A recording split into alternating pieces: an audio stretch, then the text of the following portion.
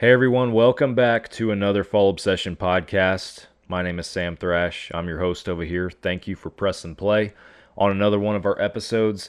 This week, my conversation is absolutely incredible. I don't know how else to frame it. I'm talking with Aaron Davidson. He's the CEO of Gunwerks, and if you guys don't know what Gunwerks is, you need to go look them up, check them out, their website and on social media, or just keep listening to this podcast because Aaron talks a lot about just the precision and the perfection and the attention to detail that goes into the Gunwerks products and the Gunwerks brand, the innovation that drives this organization, and just the next level stuff that they are putting out when it comes to being a firearm manufacturer is incredible. And hearing him talk about it, you guys know I'm a bow guy. I have guns, I shoot guns, but I bow hunt, and that's my bread and butter. But listening to him talk about this kind of stuff and educating myself on just this side of the industry has been very intriguing for me, and I truly enjoy this episode. We get into more stuff than just talking about his company and the brand and the mission and how they do everything. We also talk about some politics. We share some opinions in this episode. Hopefully you guys aren't like, oh, Sam's bringing politics on Fall Obsession Podcast again. Let me guess, public lands. Yep, you're right. We talk about some public lands and that situation, but Aaron actually has a very unique perspective on that, one that really hadn't been shared on this show thus far, given the recent public land crisis stemming from Mike Lee in Utah. But Aaron is a Wyoming resident, and again, he shares his perspective in that regard and how he thinks some of these lands should be utilized as a conservative and as an avid hunter and outdoorsman himself. He's got a different thought on it, and I welcome it. So it's a great episode. I hope you guys enjoy this conversation. Very inspiring. Again, the innovative stuff that Gunwerks is doing is incredible. So hope you guys enjoy. Before we kick it off with Aaron, got to take care of some housekeeping real quick. First and foremost, whatever podcast platform you guys are using to listen to this episode, if you haven't hit that follow or subscribe button yet, please do that. Turn notifications on if that's an option. We drop new episodes every single week. I want you guys to know when we drop those new episodes. So again, make sure you are subscribed to the show. Head on over to the YouTube channel. If you guys like watching the podcast videos, the YouTube is where you can find those. The audio version of each episode every week drops on Monday, but the video version hits the YouTube every Thursday, so you guys can tune in on there. We are also doing some live shows every now and then on Fall Obsession Podcast with our guests. It's not every episode, but some of our episodes are also shared live on the YouTube, so you guys can tune in throughout the week sometimes to some live recordings and see what it's like behind the scenes prior to the editing room. Spoiler alert, it's probably not that much different, but if you guys like the live shows, they're there. Social media, guys. Go check out Fall Obsession. We're on all the major social platforms out there that you are active on. We are there too. Our handle's either Fall Obsession or Fall Obsession Media. Go check us out. FallObsession.com is the website. That's where you guys can go to find all of our content. Everything filters through there. Our films, our shows, our podcasts, our gear reviews, our educational articles, our wild game recipes, apparel in the store. You guys can find it all at FallObsession.com. Go check it out. And last but not least, if you guys haven't heard of Carbon TV, that's another thing you need to go look up. Carbon TV is a free streaming service for hunting shows, hunting films, podcasts, all that kind of stuff. You can pull it up and just go to town, start streaming immediately. Don't even have to put in any information or anything like that. It is a great platform with hundreds of different hunting shows and podcasts. There is something for you on there, and you will find 4 different Fall Obsession produced productions and shows on that platform. This podcast, our staff-inspired video podcast series called Couch Chats, is on Carbon TV, as well as our 2 different hunting shows titled Texas Dirt and Midwest Mindset. Again, guys, all those can be streamed on Carbon TV. All right, enough of my rambling. We're going to get to this awesome conversation with Aaron Davidson, the CEO of Gunwerks. You guys are listening to another Fall Obsession podcast. Oh, you got her, dude. She's down. Let's go. Dude, I just shot a deer of a lifetime. Freaking smoked him. One with nature, and if you're a believer, one with God. Definitely gets your heart pumping. Boy, you are in trouble. Follow-up Session Podcast. Welcome back, everybody, to another Follow-up Session podcast episode. My name is Sam Thrash. I'm your host over here, and this week I am joined by Aaron Davidson, the CEO of Gunwerks. Welcome to Follow-up Session podcast, man. Oh, thanks for having me on. Man, I'm super stoked for this one. This is definitely a great opportunity to have somebody like you on the show. But I want to start off just to break the ice for our listener base and everybody. Tell us who you are and where this journey began for you in hunting, the outdoors, working toward this organization that you have, this company called Gunwerks. Where did it all start? You know, I had a brother that was nuts about hunting growing up, and I didn't really catch the bug until I was an engineering student and really started to get into guns and firearms and kind of the art of the shot. And I had a hard time with the concept of working for somebody for the rest of my life as an engineer in a cubicle and decided to kind of blaze my own trail and started Gunworks just a couple years out of college 2 decades ago. Wow.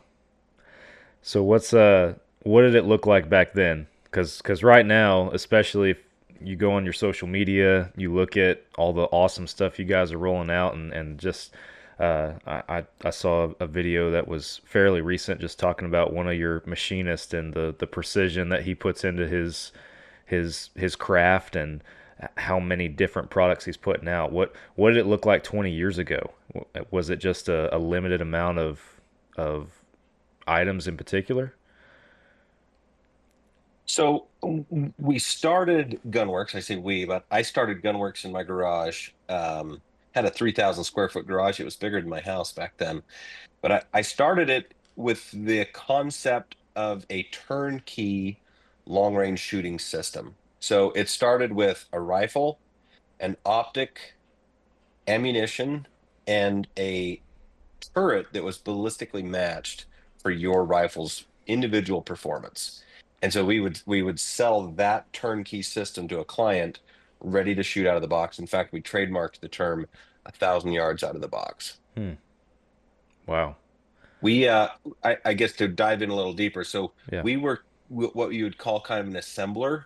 So we were buying a rifle stock, we were buying a action, we're buying a barrel, and we were doing the assembly and finish of those parts. We designed our rifle stock. That's one of the things that we got out of our engineering education, was an understanding of the performance geometries of a rifle stock and how to make rifles behave by manipulating those geometries. And so we had a very specific rifle stock design that we still hold a lot of those design geometries today in our modern designs. But so we started there, and then as we grew and got bigger, we started just eating different parts and pieces of that, and now our manufacturing is fully integrated vertically. So we do composite rifle stocks, we do barrel manufacturing and carbon fiber barrels. We do receiver manufacturing. So we make all of those parts and pieces in our shop. Wow. And does it take, like, how big is your team now, having to make all that different kind of stuff? Do you have a group of people who are well versed in all of these things, or do you have folks who have just a niche with a certain thing in particular? So we're 100 people. So with 100 people in across an organization like that, we do have a lot of specialists. We've got a significant engineering staff, whether it's design or manufacturing engineering. We've got a production organization management and leadership team. Lots of people that do things that specialize but are cross-trained. So, somebody might run a machine. One gal works for me. She runs the machine that inlet stocks. She does some pre-finish work, stock assembly, and then she can also slip out onto the shop floor and make suppressor parts if we need to fill in on a machine. So we do a lot of cross training with our team so that they can do lots of things. Gotcha. Yeah, that makes sense. Absolutely. So what and I always like asking a little bit about just the background and the journey for individuals or companies and stuff like this. I find it intriguing. But what was the jump like to go from where you were to where you are today? Because I have people local, right, on a very small scale that build firearms, right? But taking it from your garage, as you said, to a brand like this, a company like this that puts out the rifles and the products that you guys do, what did that look like for you guys? It wasn't a jump, it was a grind. Yeah, That's the first thing. yeah. The second one was it's probably the innovation and technological improvement and the willingness to go do something that's new that the market hasn't seen Mm, that allowed us to bring a new product or to bring a new excitement around our products and be able to grow just a little bit bigger and produce just a little bit more, to generate more profit that we could use to reinvest. I think that probably the key thing that's significant, you go look at a rifle assembler, which, and again, not knocking, just it's a thing that's very easy to do. You can buy a stock, you can buy a barrel and an action. You can even buy a pre-fit barrel that you don't even have to have a machine to install. And you in your garage, I had a 3,000 square foot garage that was full of machines and stuff. I mean, you could do this in a 500 square foot garage and you could do 40 45 guns a year. You have to start paying excise tax at 50, which is an 11% tax on what you sell. hmm. So if you go look at the ATF report, you can go see where everybody's numbers are, and you see a lot of 20s, 30s, and 40s. There's several hundred builders that make 20 to 40 guns a year, Hmm.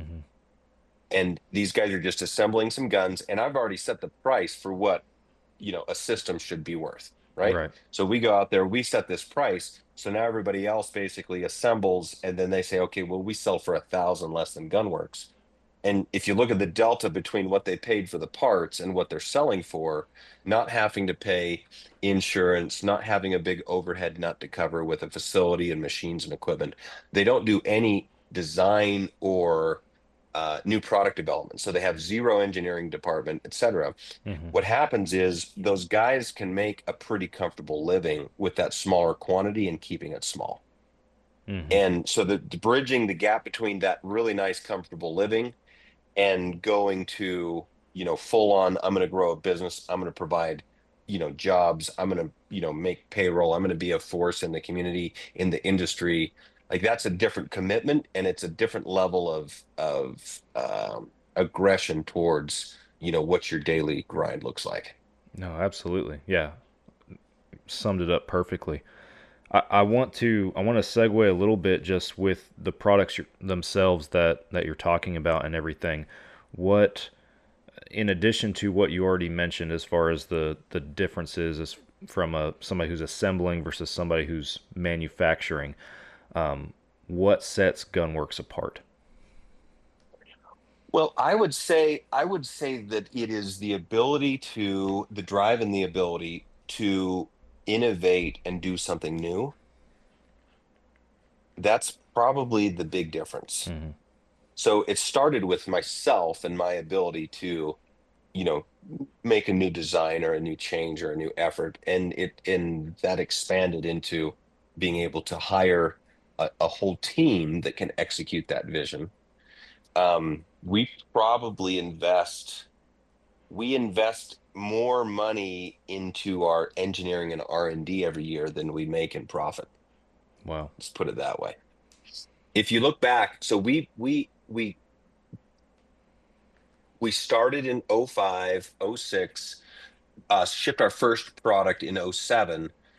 The idea of a ballistic matched turret that was customized to your gun, not some generic thing. It's like nobody knew anything about this. Our first patent we filed in '05. It was around the ballistic turrets and the customization process that was there. So that idea of this really simple system that hunters could use to shoot very far without, having extensive training and, dedicating their whole lives to learning how to do Kentucky windage and send lead out there. So they just applied this simple system. So that turnkey out of the box approach was something that really got a lot of excitement Oh yeah. and put our brand on the map for sure. The that Hey guys, sorry to cut y'all off from the conversation. We'll get back to it in just a second, but first I want to tell you guys about Hoot Camo. Hoot Camo is one of the best camouflage brands out there for the blue collar hunter. The prices, you can't beat them. The patterns are extremely versatile. They work in so many different environments. I have worn Hoot Camo hunting whitetails, hogs, and turkeys down here in the hardwoods, the mesquites, the scrub brush of Texas. I've worn it in the flatland plains of eastern Colorado hunting mule deer. I've even worn it in the mountains of central Idaho hunting elk. It works in so many different places. It is extremely high quality gear, extremely warm, holds up well against the elements. You cannot beat it. Go to hootcamo.com, use the code FallObsession15 on your next order, no matter how big or small it is, and check out everything that Hoot Camo has on there for you guys. that ballistic match turret became popular with every scope manufacturer very quickly, and some third-party providers. Right immediately after that, we launched a ballistic rangefinder. That was 2011 that came out. That was the first rangefinder that had a ballistic solver in it. Hmm. There was some rangefinders that had some data tables, pick cartridge category A, B, C, or D, and it would maybe out to 400 or 500 yards give you some holdover stuff. But we did a real solution that you could push the button on and have a solution that would get you to 800, 900 yards, with some wind holds. And we didn't have a competitor in a handheld rangefinder with ballistics until 5 years later. Wow. And that was the Leica HDBs. And when those came to the market, we actually built the online software that you used. When you go to Leica, you're actually going to a software program that we wrote that would build the data tables that would go on the little SD card that would go into the device. Wow. And then SIG came out with theirs shortly after that, their monocular. But I mean, we had the only solution for almost 5 years. And then we've done laser range finding binoculars, the BR4. We did the first real smart scope, real scope smart in providing a total ballistic solution in 2017. That was our first smart scope. Little heads-up display, full environmental, full vector solution. You turn the turret, it tells you your ballistic calculations in real time. Like we built that and put it out on the market in 2017. We've got our Gen 2 version of that now. But just looking at the ballistic technology side, and I mean, we were doing a ballistic solver online called the G7 calculator, and we even had a little Palm Pilot handheld before Applied Ballistics was even a company, or Hornady even thought about doing a long range bullet. Wow. Like we've been at this a very, very long time. And I do believe we've inspired a lot of great products in the industry that, you know, have have taken inspiration from where we're going and have added to the solutions that hunters can have. So I think that innovation and drive to bring better solutions to market is a hallmark of our company. If you look at the rifle side, I think our stock tech is probably some of the best innovations that we've seen in the industry, uh, since I started getting into guns, where everybody kind of had that classic American style, or they had these really wild Weatherby style stocks that, you know, or even like a Macmillan A3, they were kind of designed for looks rather than function.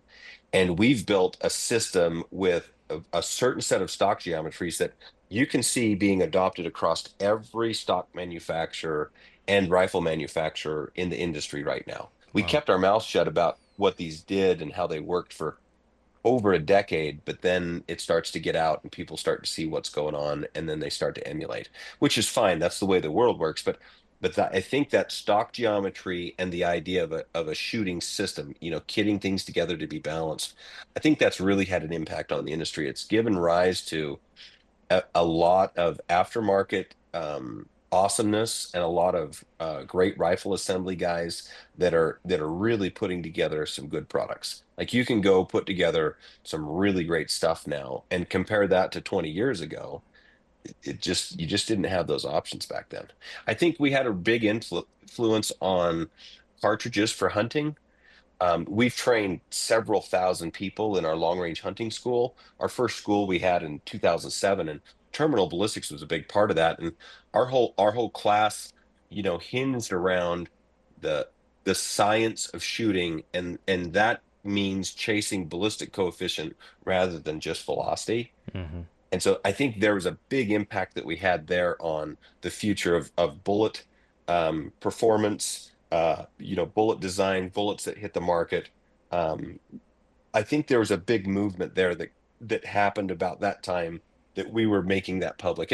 And we weren't necessarily, strictly the only people playing in this space, but we were doing it in a big way, and we were putting the money and effort into marketing it and Right. showing the world through our TV show, what could be accomplished. And I think that had a big impact in, helping get everybody pointed the right way on this. Yeah.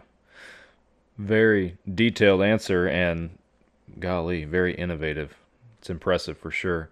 I actually, so you might have to tell me a little bit about how the process works. But if I understand it correctly, like if somebody wants, I'm thinking of those like ballistic turrets, like what you're talking about, they send their whole weapon in, and do you guys do that in house, or does somebody else do that for you guys? How does that process work?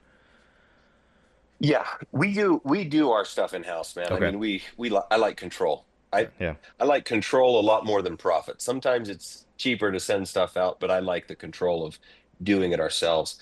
Um, we have always served people with a scope mount package where you can send a gun and we'll tune it up and install one of our rifle scopes and calibrate the ballistics. That's something that we do. The vast majority of our customers uh, just buy a rifle system, Hmm. and then we're assembling the whole kit here and setting it up and sending a customer a completed turnkey system. Gotcha. So the first time that I ever heard of Gunwerks was actually I was filming for a hunt in Texas, and that's where I'm from. But we did a veteran hunt out here a few years consecutively, and one of the hosts out there, the rifle that he carries, and keep in mind this is flat. We're hunting whitetail, but this is flat, wide open country. Like it, you can see forever, and he had a firearm, and he knows far more about firearms and ballistics and everything than I do. He's done his homework. I'm an archery guy at heart, so I sometimes I feel like I'm struggling to keep up with some of the gun talk. But he had one of those turrets, and he was comfortable shooting several of hundreds of yards, and had in his lifetime since he had that weapon taken shots at several hundreds of yards at whitetails and killed them. And so I asked him, I was like, how do you get that dialed in? And he's like, I sent it in, and they made it for me. They made it custom. I was like, that's freaking cool, man.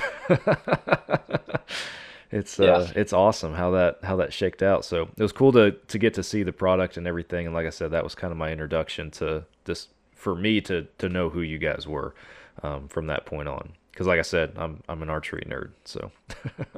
Well, it's basically the equivalent of dialing your pins in, right? Hmm. You've got a pin. If it's on at 30 yards, you hold it on, you shoot. It's the same thing. You dial it to 300 or 400 or 500 and hold it on and shoot. Well, and I have a healthy appreciation for the long range shooting side of it, because I've been doing archery long enough that I'm shooting, over 100 yards with my bow on a regular basis and that kind of stuff. So I love playing with long distance in that regard, and I understand the principles of it, and can nerd out with some of that with from the firearm side as well. So.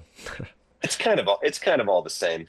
Yeah, the archery side is a little different in that if you're going to do long ballistics, you have to, let's say, true your trajectory. Mm-hmm. Whereas in the rifle space, the modern uh, ballistic measurements of bullets and muzzle velocities, et cetera, are getting so good that you don't really need to true until you start shooting a long ways away. So I think there's a lot of sophistication in our industry right now, which makes it fairly easy to, Yeah, to be successful with. absolutely. I couldn't agree more with that. So what's the R&D, the field testing processes? What does all that look like from your standpoint when you guys are trying to put out a product that is precise and perfect? It's crazy, and maybe a better company with smarter guys can do it faster than this, but but I find that it takes us about 3 years to do a significant rifle development Hmm. and to actually get it on the market and to get it up and running in manufacturing. The optic space, if it's a very simple product, it's a 18-month to 2 year project. But I have, our current Gen 2 radical. Now, keep in mind, this is a Gen 2, so we had a lot of the knowledge we had in place, but like it was 6+ years to get that product done. Hmm. Wow. Now, a lot of these guys that just go white label a Chinese or a Japanese optic, where they just go say, all right, what do you got? Okay, we'll put my brand on it and, put my reticle in it and let's go. That might only take 12 months, right? It's pretty cheap, Yeah. pretty easy. 12 months and $10,000, but to go do a product like that radical, I mean, it was probably pushing 7 years to the market. And then it I probably spent, $1.2 million, you know, with engineering and Wow. and development on that product. So there's a range there that you can see is pretty significant on that product development.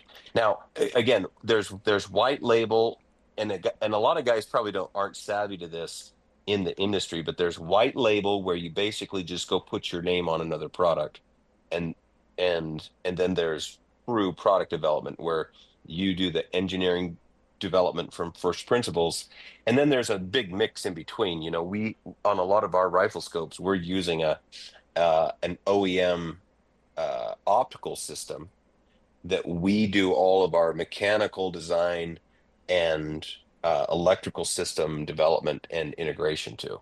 Hmm. So there's some hybrid space in between.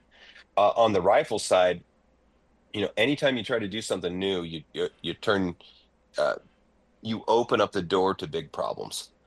We did a ground up rifle design called the Nexus rifle system, which was an aluminum receiver with a changeable barrel system. Hmm. So the barrel had a barrel extension, and you could change it as a user. And it was pretty much a clean sheet design. We reused a trigger, but other than that, we designed every part on that and then manufactured that. And it was a pretty intense project. And we thought we were ready to launch it, a couple years in on an April, and we actually didn't get it to market for another year after that. Wow. You just keep finding, things to improve. We're just getting ready to launch the Gen 2 version of that. So we're always improving what we have and making it better. And like I think we reduced our bolt lift 35% on this Gen 2 version without sacrificing anything. And Hmm. just the production, the prototyping and testing, 1,000 cycles here, 5,000 cycles there, just to make sure that things don't fail. And then things fail. Right. So then you have to beef up the design and change it. And just it's pretty intense to go through that Yeah. on a clean sheet design. So a lot of our customers recognize that extra little 5% or 10% that they're getting, on a specialized design and the benefits that you get from that, and they're willing to pay the cost that it takes to make that happen. But You take a Remington 700 clone and assemble, like we talked about with the assemblers, and you can get a product that just really performs very well for a lot less on the dollars. Yeah. So it kind of just depends on the client base and the customers and what they're looking for. So let me ask this: you're throwing around time frames that are years. Like you went up to with one of your discussions just now, like 6 7 years. Yeah. Is there a component that if let me back up. I need to say this right. If you are producing a unique product in that time frame, is there a just an advancement in technology like component to that to where if it's taking this long, are we actually falling behind when it comes to the technology available to that this product is either going to provide or what we have to produce this product? Does that make sense? Nobody's dumb enough to do uh products that are so over the top. Only me. Everybody else has somebody smart running their business so they don't lose money. It seems to be working for you And so far. I don't know, man. We waste a lot of money doing cool shit that doesn't ever pay off. So no, here's a funny story. That first product we started in 2013, the PMR. So this is the Gen 1 of our Smart Scope. Hey, folks, if you guys are in the North Texas area like I am, then you need to go to Bear River Archery and Pro Shop in Van Alstyne, Texas. Justin and the guys up there have an incredible operation set up. They will take great care of you and all of your archery needs. They are the official bow shop in North Texas, a Fall Obsession. I love going there, and I'm picky. If you guys know me, I am very selective on who I let work on my bow. I will let Justin work on my bow. They do great stuff. Check out Bear River Archery and let them know that Fall Obsession sent you. We started that in 2013, and we didn't launch it until August of 2017. So there was 4.5 years there. We thought we were going to do it for about a quarter million, and I think we put about 1.8 into that first product. Wow. And so we learned a lot of stuff there. But in the middle of that development, we had this product that had like a 7 segment display. You could look through the scope, you could see the display. And we found out about this new product that this little startup in France was making, this little micro OLED. It was about half the size of my pinky nail, and it was like 300 pixel by 250 pixel in dimension. And we're like, holy smokes, if we use this display instead of this piece of crap that we were going to put in there, we could do all this crazy stuff with it. So we literally took our project and turned it on its head, stopped all production. We waited on those guys for like 6 or 8 months. They finally got us some prototypes of theirs, and then we incorporated that product into ours and had to redo the entire user interface and everything. Like we had to tell every pixel how to turn on. We built our own Wow. drivers for it and all the code to make it work. We incorporated that thing and we launched that product in 2017. We were the first product in the world to feature one of those micro OLEDs. So yeah, we if we would have stayed on the path, we would have been outdated Mm-hmm. completely by the time we launched. But I think that's maybe one of the pivots that helped us, stay relevant. But we still have a very significant product in that family with the Radical. We're what, 25? I mean, that's almost a decade later, and it's still like Vortex doesn't want to make a product like that. SIG doesn't want to make a product like that. Leopold doesn't, because the market isn't asking for it, right? It's so specialized and it's so high tech and it's so hard to build. Like it costs us 3 times as much money to build that product as just a regular rifle scope. Wow. It's just intense, and nobody wants to sign up for that when they can just sell more, awesome Yeah, 5 to more scopes. 25s Yeah. than they can build. Yeah. Wow. It's so interesting. I have a company that is a tiny little speck compared to compared to what you guys are. So it's always interesting to hear just the I don't know. I'm just intrigued by all of it, I guess is what I'm trying to say. I do want to ask you, as far as legislation and some of the political climates as it impacts hunting and your customer base, right? How much does that kind of stuff, hunting rules, regs, changes in that, how much does that affect what you guys are doing, and how important is that to what you guys are doing? We've seen some impact on the Smart Scope product. That's an area that some people have attacked pretty early, on the Smart Scope. So basically, hey, you can't. I think what happened was Tracking Point down there in Texas made one of those scopes that was pretty smart and connected to the trigger, so it literally was shooting. When you'd line everything up, it would shoot the gun for you, and people thought that was too far, and it got some reactionary legislation right off the bat, Hmm. and we've kind of seen that turn into a little bit of a slippery slope. I Me personally, my personal, like, separate from business so that the business factor is not there, because obviously my business is long range hunting and shooting, and technology. And so obviously my business position would be I'm opposed to legislation in that area. But if we back up and say Aaron Davidson personal, I am a very conservative person. I am a libertarian, at heart. I I do not believe in uh, s- government regulation and oversight to the extreme that we see it. I think if we went back and showed our founding fathers what our governments have become, and even more so what our people have become, I think they would be very disappointed in us. And the concept of trying to legislate ethics, or the idea that somebody else wants to impose their ideas and say, my ideas are better than your ideas, and my ideas should be what you have to follow. I mean, that sounds to me like the trans cult nonsense. So when I see somebody out there proposing legislation to limit long range hunting technology, I see that person and I put them in the same category as, the people that are pushing trans ideology, or the butchers that want to mutilate kids because they have this idea that they think's right, that they think everybody else should adopt and accept. And it's just as crazy to me, Right. because it's this idea somehow that your morals and your ethics and your feelings, right? And we're kind of getting to that liberal softy, approach of your feelings somehow trump somebody else's liberty, Hmm. right? And I think that's where we're at with this long range hunting, limits. And I think it comes down to the play is on ethics. There's an ethical thing and there's the fair chase thing, which is all bullshit in my opinion. That's a screen or a cover.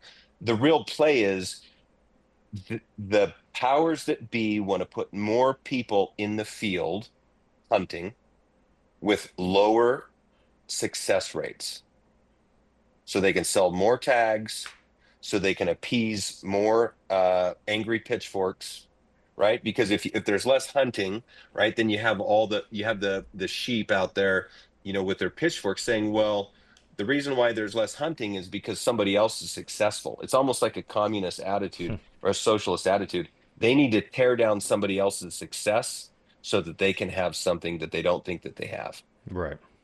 It's crazy, but that's what's going on.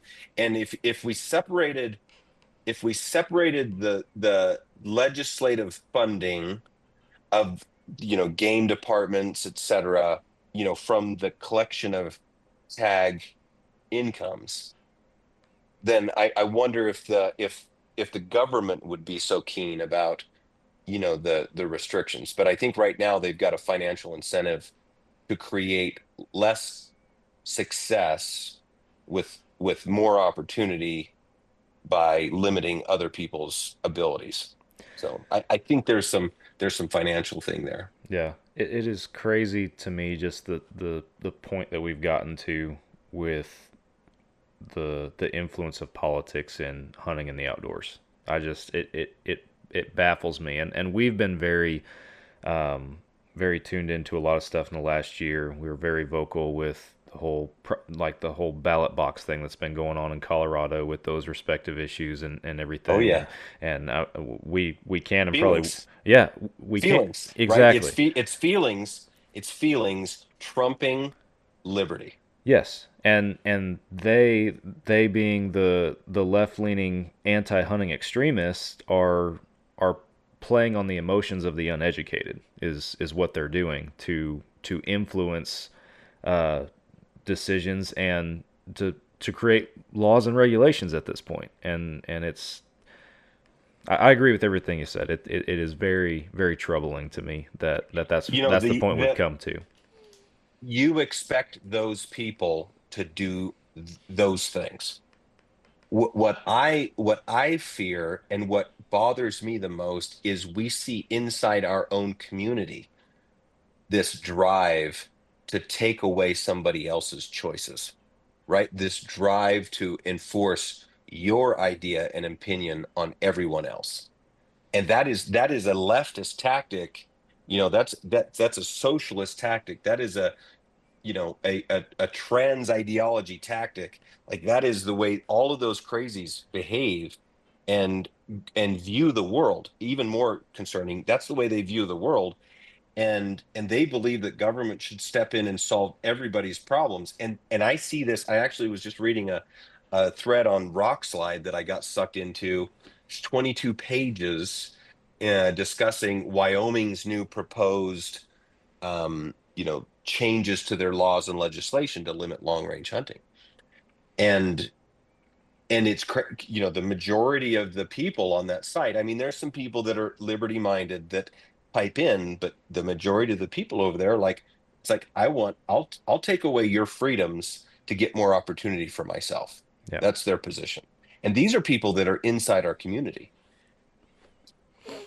Yeah. Boone and Crockett had their thing, several years ago where they, came out in their position about long range hunting and shooting, and it's very interesting to see the tactics of the left and the mentality and worldview of the left, kind of infiltrate and take over our community, which you would think would be conservative and you think would be liberty minded, but it's not always the case. No, it's not. We I always like to I always like to tease. I would rather the game departments manage for quality, limit the tags, right? Just limit the tags so that when you do draw a tag, you get to go hunting. I don't hunt general elk in Wyoming. I haven't for over a decade. I will wait every, 3 or 4 years. I'll draw a tag and I'll go hunt and have an opportunity and have fun. It's like, fine, just limit the tags, because when I go hunting, I actually am totally alpha male, and I'm going hunting so I can kill something. Opportunity is stupid. Like, I think what we should do is, for all these softies that want to spend time in the woods, we'll issue them a hiking permit, and so they can go hiking. We'll give them a toy wooden gun with open sights. It's a primitive weapon, and we'll send them out there to have an opportunity, yeah. right? Yeah. And then all the alphas that are out there to kill shit, we'll actually go hunting, I right? We'll go kill something. I gained a healthy respect for a lot of stuff that you're talking about last year. I went on a backcountry Idaho elk hunt, and the whole deal, like 25 miles back on horseback, deep into the mountains in central Idaho. And I mean, this Texas boy was struggling a little bit up there, just being a flatlander and everything. But man, I gained a healthy respect for just the effort that goes into something like that. It was my first elk hunt, and in the last 5-7 years or so, I'm trying to do all the things that I've been saying that I'm going to do one day. You got to start doing them at some point, right? So that's been pronghorn, that's been mule deer, Yeah. and last year it was elk hunting. And but likewise, I was the only guy up there with a bow, and that's my own personal preference. I don't try to impose that on anybody, but I'm bow only, have been for 12 years, and just for my own hunting. But the guys that I'm up there with, they are long range rifle guys. They shoot long range shots. And my argument when I made the switch from rifle to bow was just for me hunting white-tailed deer in Texas. I was like, I want to work harder for this. I want to feel like I'm hunting, right? And I know that that is the quote unquote fair chase argument that some people could make with all this kind of stuff. But then I get up there with these guys who are got setups to shoot hundreds out to 1,000 yards and all this crazy stuff up there in the mountains, and it's like, man, yeah, I mean that bull is way out there, but by golly, the amount of work that this dude just put in to not only just get here in the first place, to have a bull in front of him, but preparing himself with that weapon to be able to make a lethal and ethical shot. Like, mad respect on this side. Like, nobody can tell me that that's easy. It's not. That's not hunting. Did you get a bull killed? I did not. I did not punch my tag. I was full draw with a bull in my sights at 50 yards, and I could not get a clear shot. We had so much just dead undergrowth and everything, or deadfall that was in the way. And the guys, man, they went all out trying to get me one with a bow because, I mean, they all looked at me like I was crazy, but they're like, hey, if you want to do it, let's do it. So we did end up killing that bull as a hunting party, because the plan was, hey, if Sam can't get it done with the bow, no opportunity is going to go, you know, we're going to take advantage of everything we have. So he ended up taking it with a rifle, when I wasn't able to do it with a bow. So, and that was cool too, because it was like, man, that was the first time that I've experienced just kind of the group hunting aspect, right? Down here in Texas, right? You share camp with somebody, but you all go to your respective spots to hunt. But in that regard, it was like, man, all of us worked for this in a different capacity. So even though somebody else put their tag on it, it was our bull, and that was pretty cool. I enjoyed that a lot. Hey guys, Trophy Edits is a Fall Obsession podcast partner. We all have mounts on our walls that represent a significant moment, a significant harvest in the woods for each and every one of us, and photographs can do the same. I'm sure you guys have pictures from years past, hunting with loved ones or being in the woods with family and friends that also represent those big moments. And what Trophy Edits does is they showcase those moments for you guys. Just absolutely make your pictures explode, and to the level that you guys can put them on the wall and also have that memory forever represented in your home, your office, your man cave, whatever it might be. Give Trophy Edits a chance to do the work for you guys. And again, they make those pictures just absolutely awesome with their professional team of editors. So go to Trophy Edits website. The link is in the podcast description. That lets them know that you guys came from us, and use the code FALLOBSESSION at checkout to save you guys some money. So I'm coming elk hunting with a bow at the right time is a pretty special experience. It would be great for everybody to be able to experience that at least once. Well, man, and that was the interesting thing, because like I said, I'm up there with these long range rifle guys, and my friend he's been hunting elk in those mountains for 23 years. He was more worked up than I was. Like, he had buck fever out the wazoo, elk fever. He was shaking like a leaf, and I'm there with my bow, calm, cool, and collected, just waiting for my opportunity. And he's all worked up, and he's like, dude, I've never called one in this close. He said, for 20 plus years, I've been out here, trying to reach out and make these long range shots and working on that. So, and he goes, it's just as soon as you get the chance and the right setup, you take it. He goes, I've never had a bull staring at me that close and bugling at me like that before in 20 years. I was like, well, there's a first for everybody on this trip, I guess. So, but what are your thoughts? Talking a little bit about politics. What are your thoughts on some of these recent public land issues? Because that's a Republican senator that's driving a lot of this, and kind of falls under that lane. I watched that also, and I felt like if anybody didn't toe the line, anybody tried to step out of the lane, our hunting crowd was going to try to cancel them. So if you look across the whole industry, everybody had to toe the line, everybody had to say the right things and be on the right side, or else you were canceled. Mm-hmm. And I saw that, and I'm like, oh my gosh, here is our team, which should be conservative, which should be intelligent, which should be able to have a conversation and really flesh out a subject. And we weren't at all. We were like this hive mind of that whole liberal mindset of you have to toe the line or we will cancel you.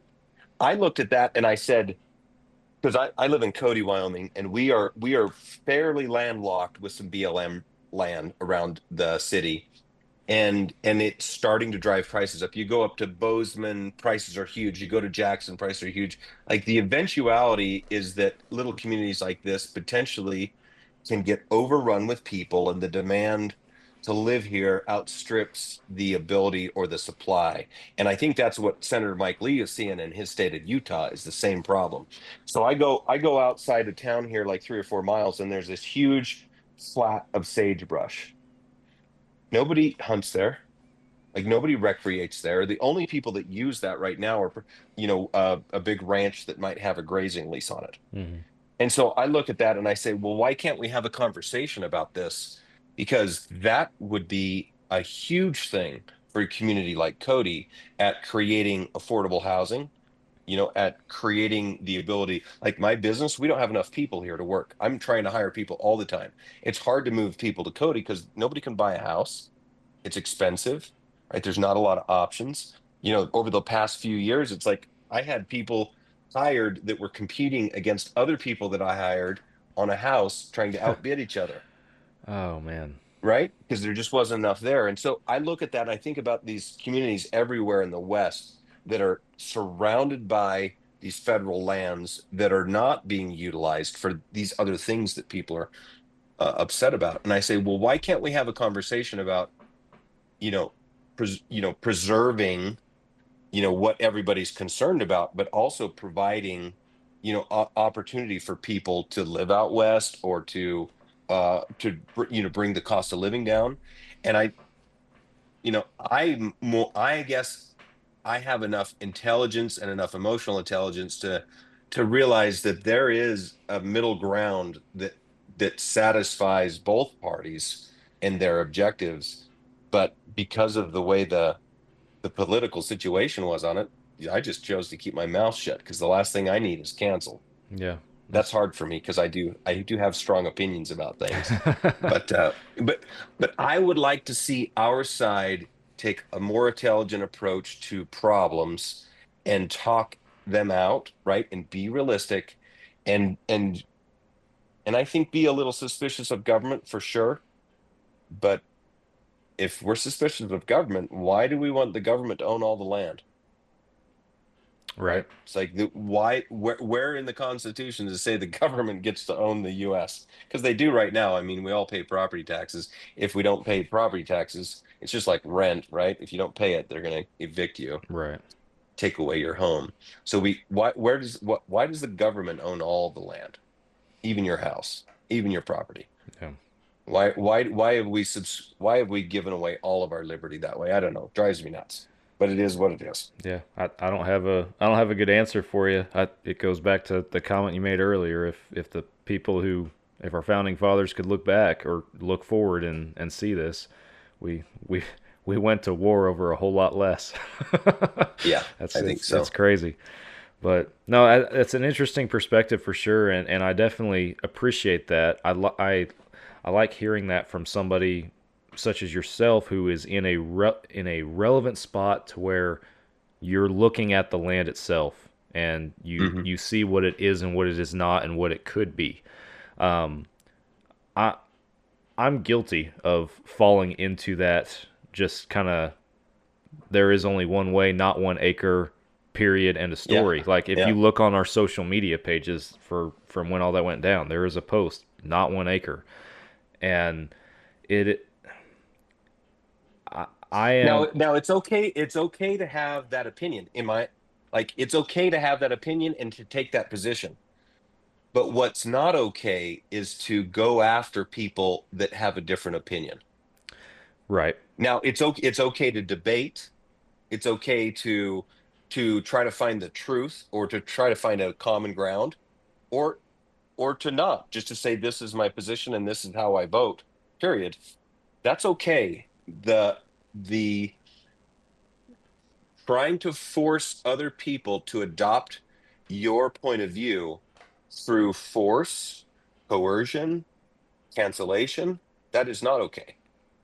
And Right. that's what I saw that was very alarming and I kind of think a little disgusting. So like you see my difference that I'm making. It's okay to have that other Right. position, but to try to force others to have that position is what I find abhorrent. I completely agree.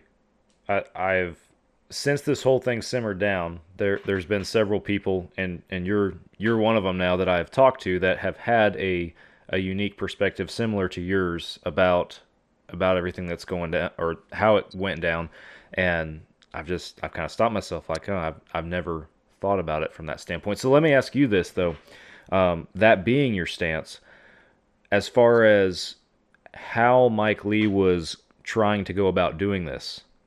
What are your thoughts on that? Was he going about it in a way that would have been realistic? Because there's plenty of comments about how well I don't. this land it's too broad. There's not enough specifications on what it should or shouldn't That's be, that. what you That's can the. use it for, that kind of stuff. And instead of having that conversation about, hey, here, let's try this protection. Let's have this language so that it can satisfy our goal to protect these special places. If we would have done that instead of just saying no discussion is allowed, no support at all is allowed, because that shutting down that conversation makes it so you can't find an optimum solution. And in politics, which is what Mike Lee was doing, it's politics. Right. It is you put an idea out there and then you bring other voices into the discussion and then optimize that idea, right, to Mm-hmm. satisfy the best possible the different demands that are there. But the truth is, I live in Cody. I pay the taxes here. Like I live in this community. I'm trying to build a business that supports this community and Wyoming. I support almost 100 families in this business, and we have a huge housing problem in this community. It's terrible. It's absolutely terrible. And I go look at this piece of land out here and I say, why does some douchey, you know, Montana, or I won't say Texas, California person, You can. It's fine. dictate changes that would benefit our community because they think that someday they might want to go for a hike in that spot. Right. And like, where does that? It's kind of back to that same thing. It's like your ideas, trump everybody else's concerns and interest, and it's a very selfish and it's a very self-centered way, I think, to look at the world. But if you don't have opposing views and it just ramrods through, then potentially it could have been bad because we shouldn't trust the government at all. We shouldn't trust the extremely wealthy interests and their power and their ability to take money and do things that are reprehensible. Mm-hmm. So we should absolutely have distrust, but we kind of threw the baby out with the bathwater. There was an opportunity there to really benefit a lot of Western states and to claw back some of this overreach that I think that our government has in, this land ownership, vehicle. So Yeah. that's just my opinion, though. No, fair point. So emotion out of it, everybody's able to talk and be friendly at the dinner table. What, in your opinion, what's the perfect fix? What's it look like? I don't think there's a perfect fix, but I do think they were onto some language that was right in that it needs to have local support. Mm-hmm. Because why would anybody know better about this piece of land out here than Then local you. support? Yeah. And if we can get local support to do this, guess who's not going to want to support it? Private landholders right here that have driven the cost of land up, the cost to develop up, right? They're not going to support it, Mm-hmm. right? But people who are actually trying to afford homes or to grow businesses, they're going to be very interested in it. And there's going to be a healthy debate that's local, right? That talks about that. And maybe this piece is decided that it's a possible and it gets proposed and it gets some oversight and maybe it gets some action. Yeah. Makes sense to me. Time will tell, though, so we'll have to see. Well, I don't think anything's going to happen now, so we're still on that Yeah, whole we we government might owns we might have everything train. scorched the earth a little bit. Yeah, I Yeah. think so. So I want to talk. I know we're quickly time's flying by, quickly approaching that hour mark, but I want to ask you about some of your own personal hunting experiences, and I'll start kind of circling back to the gunwork side of everything, and the whole mission behind what you guys are accomplishing and everything. What do you what do you take out there in the woods with you as far as your weapon? You know, that is a good question. I like to take something that's new. Sometimes it's something that's not released to the public yet. Right. You I got did a R hunt and in D. You got to Spain. do it. Yeah, I did a hunt in Spain this year. Hey, you know what's crazy is you can take a product and you can test it. At the engineering guys can test it, and you can put it through all these paces, and you could do that for 6 months, hardcore, absolute destructive testing, and then you go out on one hunt and you will fail something immediately. Wow. There's something that happens in the demand of the hunt that has a tendency to destroy things or to find the worst possible combination and fail. And I can think of a lot of those, but Yep. I like to take those products on a real hunt because it creates a true test. Hmm. Hey guys, thanks for listening to the show. Hope you guys are enjoying it. There's so many different places that you guys can tune in to Fall Obsession Podcast, and one of them is the Outdoor Call Radio app. Outdoors Dan from Respect the Game TV, he created an app that you can download on any device where you can stream hunting shows and podcasts on a loop every single day. Our show, Fall Obsession Podcast, plays on that loop on Mondays. That's the same day as our new publications on the other apps. And there's also tons of other hunting shows and podcasts on there that you guys can listen to. Go download the Outdoor Call Radio app today.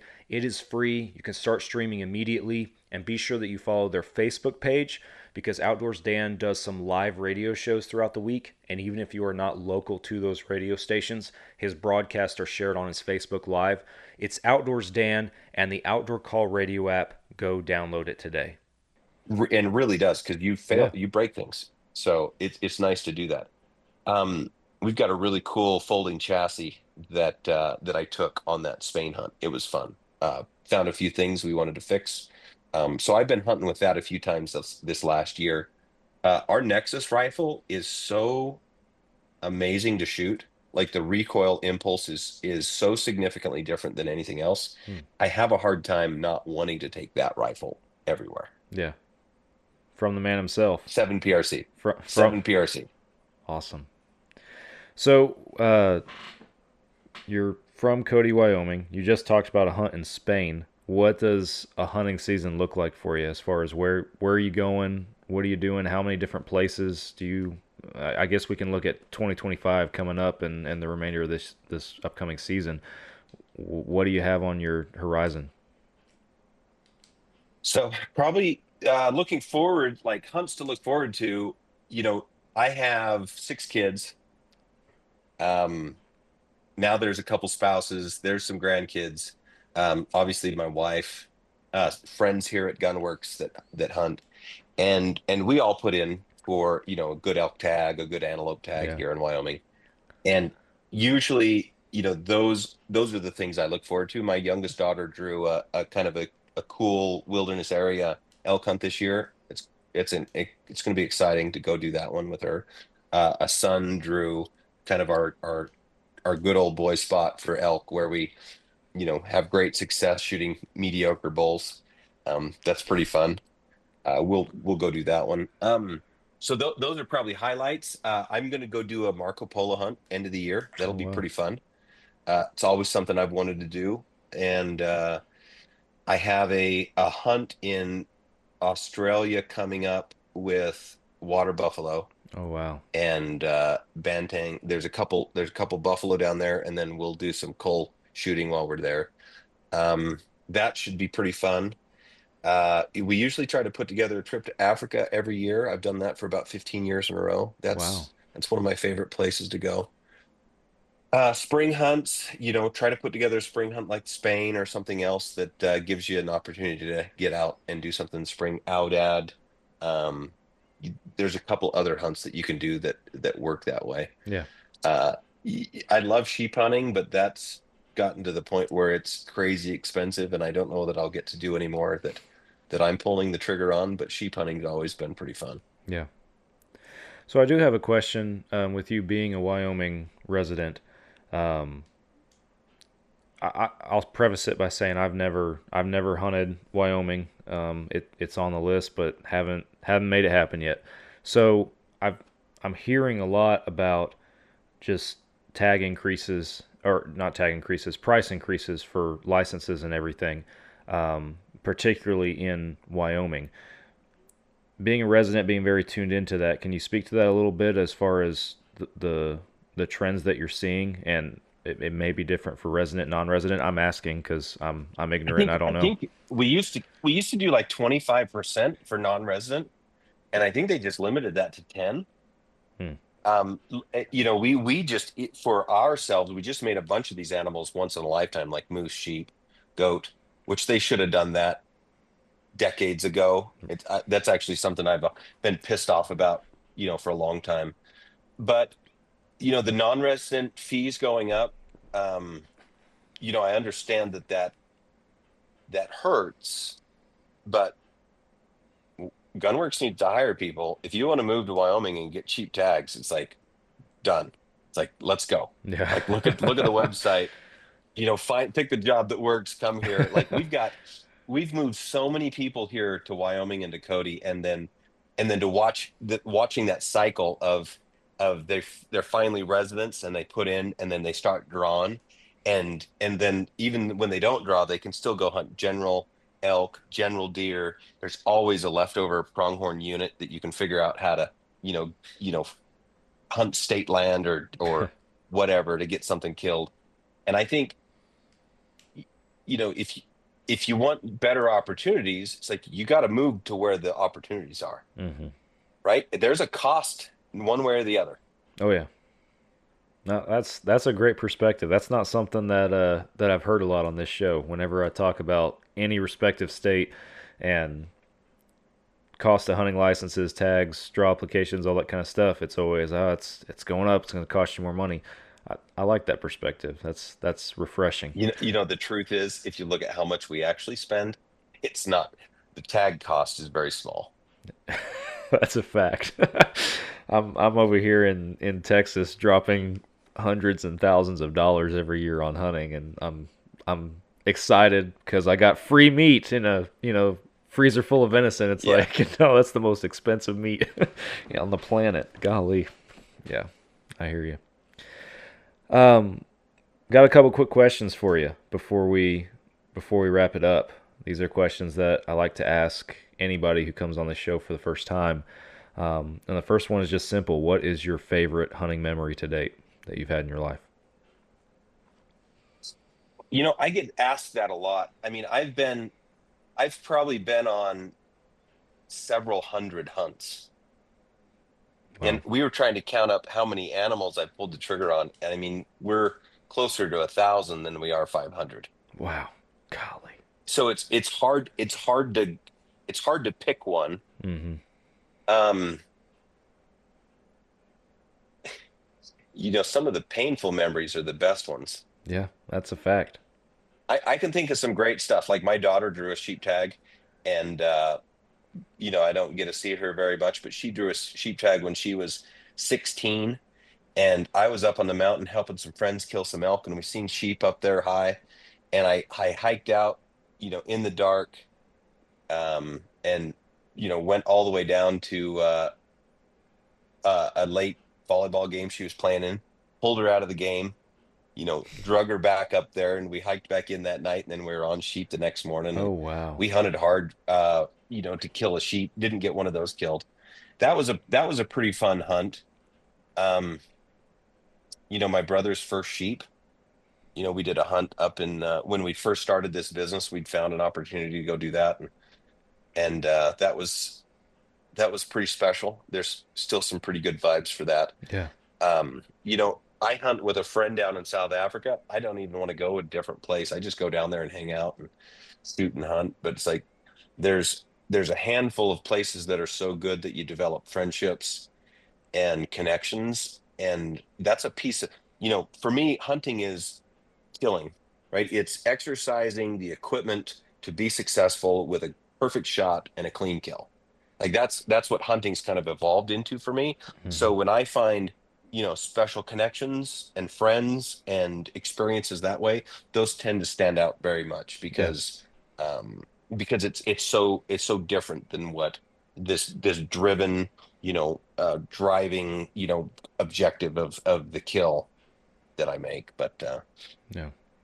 that's hard. I can't pick you one. That's okay. A lot of experiences to choose from.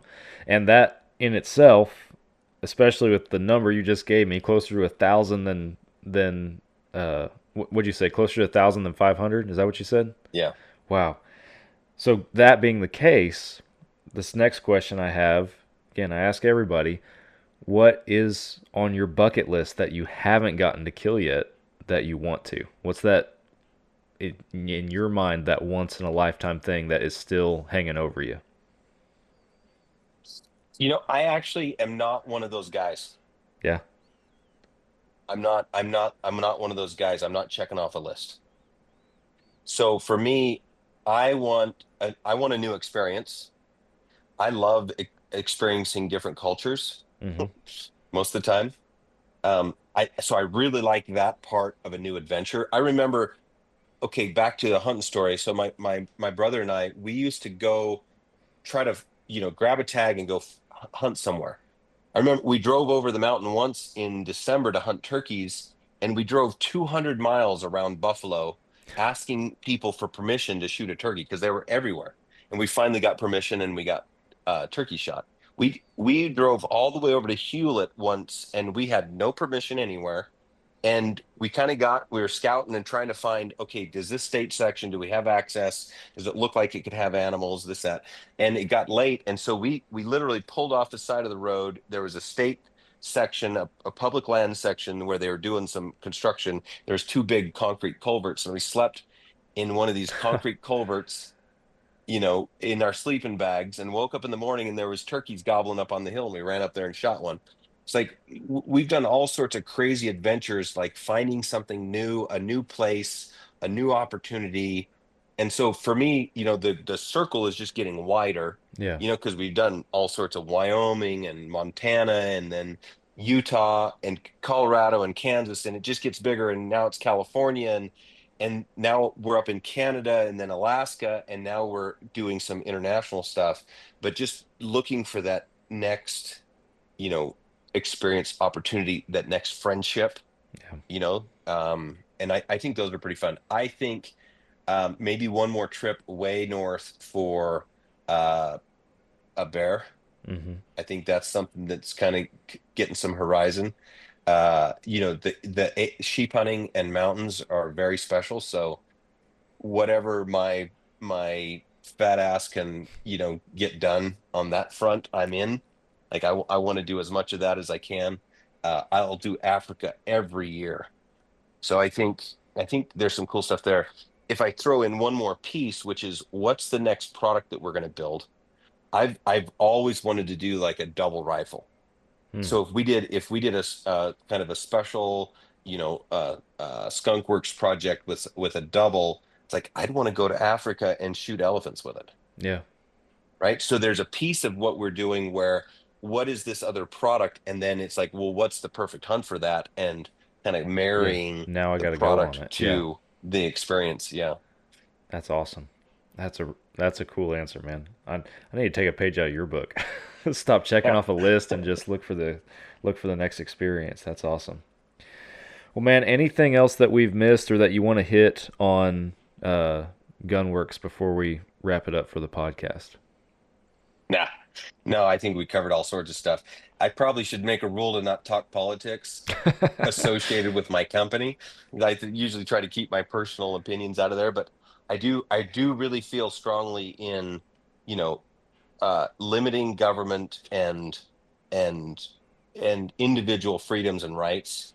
and just being very, very, very careful that we don't give away our freedom for like a sense of safety, for personal reasons. Like keep as much freedom as we possibly can, and just as a community, I think we can do a lot better in having great conversations about how we can maintain personal freedom, and rather than the trend of more government and more legislation and more imposition of other opinions.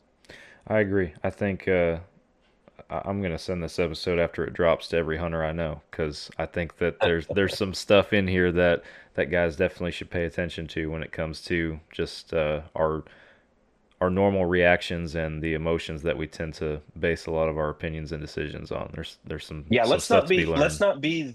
let's not be sheep that are manipulated by other people. Yeah, I think that's the key thing. It's like, don't be one of the crowd that the politicians or the influencers stir up, to get out your angry pitchforks so they can manipulate you into achieving something that they want. hmm Let's be intelligent. Let's have great conversations. Let's be open to other perspectives, and let's be let's be true conservatives, in the sense of that word, and stand up for freedom. very well said. Perfect way to end it off too. Thank you for that. All right. Well, Thanks Aaron, for your time. I appreciate your time, man. Thank you for coming on the show. I really enjoyed this conversation, and yeah, thank you very much. For our listeners, appreciate y'all tuning in. I will be back with you guys again next week for another podcast. Catch you then.